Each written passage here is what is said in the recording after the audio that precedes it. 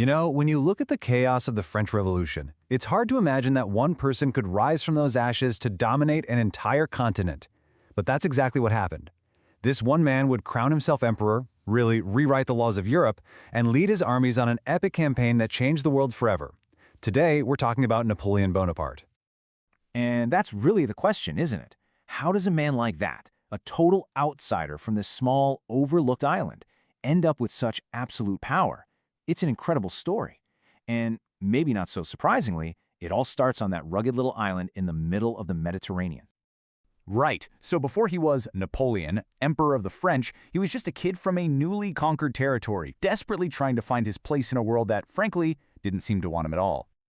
Okay, so get this. He was born Napoleon Bonaparte in Corsica in 1769. That's the exact year that France annexed the island. I mean, can you imagine? He grows up in this fiercely proud Italian-speaking culture that is totally anti-French, only to be sent off to a French military academy. He was a complete outcast. His classmates made fun of his accent, his foreign-sounding name, everything. So you know what he did? He retreated into books. That's where he found his power. And then the French Revolution just completely turns the world upside down. This chaos creates a huge power vacuum, which turns out to be the perfect ladder for a guy with his kind of talent and, let's be honest, his massive ambition. After graduating, his rise was just meteoric. His incredible artillery skills at the Siege of Toulon in '93 get him promoted to general. Just 2 years later, he's a national hero for saving the government from a mob in Paris. He marries the well-connected Josephine de Beauharnais, which helps his social standing, and boom, as a reward, he's given command of the French army in Italy. And Italy is where he shows everyone he's not just a good officer, he's a flat-out military genius. He runs this campaign with stunning independence, just racking up victory after victory against the Austrians. He even negotiates the peace treaty himself, which makes France bigger and turns his own name into a legend across Europe. Meanwhile, back in Paris, the politicians who sent him there are starting to get really nervous. They realize they didn't just create a general. They might have just created the next Caesar. Having a super popular general is a pretty dangerous thing for a shaky new government, so they come up with a plan. Get him as far away from France as possible. But this is the moment Napoleon starts to figure out how to turn military glory into pure political power. So what's their big idea? Send him to Egypt. The thinking was he could disrupt Britain's super valuable trade routes to India. And on land it kind of worked. He wins the famous Battle of the Pyramids. But at sea? Oh, it was a total catastrophe. The British admiral, Horatio Nelson, finds and just annihilates the French fleet, leaving Napoleon's entire army stranded. By any logical measure, this was a disaster. And yet, when he finally abandons his army and sails back to France, he spins the whole thing as a massive victory. And the French people, who were desperate for a hero, they bought it, hook, line, and sinker. He then uses this incredible popularity as a weapon to climb the political ladder. In 1799, he launches a coup, and just like that, he's first consul, the most powerful man in France. A few years later, in 1802, a vote makes him consul for life. And then comes the big one, 1804. Inside Notre Dame Cathedral, in this incredible symbolic moment, he takes the crown right from the Pope's hands and places it on his own head. The revolution was officially over. An emperor had arrived. Now, as emperor, Napoleon isn't content with just ruling France. No, his goal is to reshape the entire continent in his own image, and he plans to do it with both armies and ideas. But here's the thing about being emperor. His power had one huge limitation: the sea. He just could not beat the British Royal Navy. The Battle of Trafalgar in 1805 was this absolutely crushing blow that put a permanent end to any dream he had of invading England. But on land? Oh, on land, he was untouchable. In that very same year, at the Battle of Austerlitz, he pulls off his tactical masterpiece, just brilliantly dismantling the combined armies of Austria and Russia. But you know, his legacy wasn't just built on battlefields. Wherever his armies marched, they brought something with them, the Napoleonic Code. And this was truly revolutionary. It was a new legal system based on Enlightenment ideals. It said you got promoted based on merit, not because of who your father was.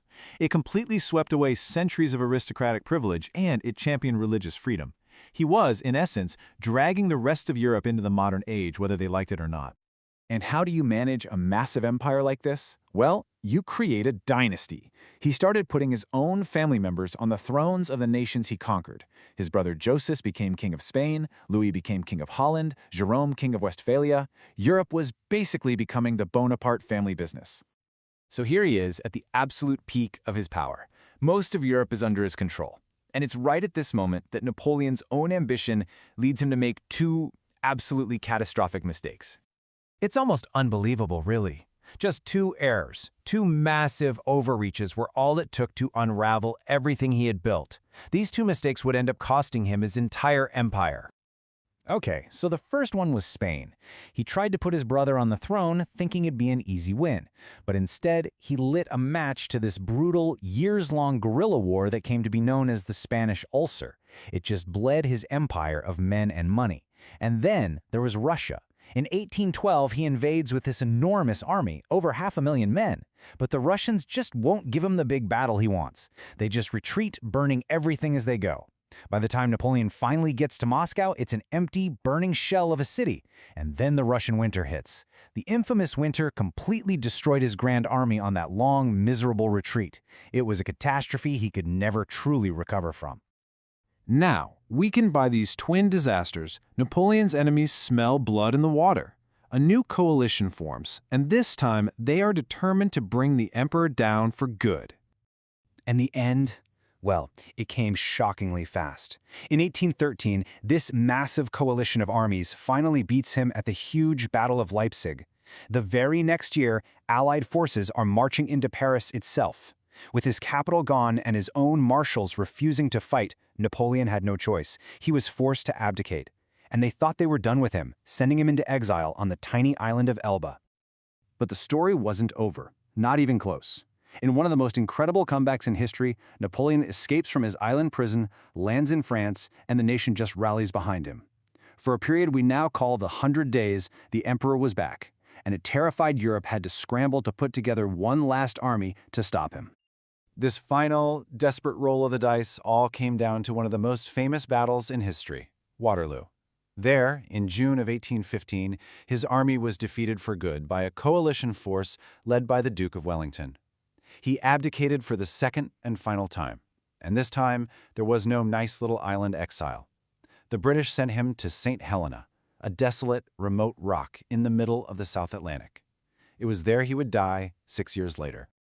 Years later, while he was in exile, Napoleon himself looked back on his biggest mistakes. Thinking about that brutal war in Spain, he actually admitted his error. He said, "The Spaniards all behaved like a single man of honor."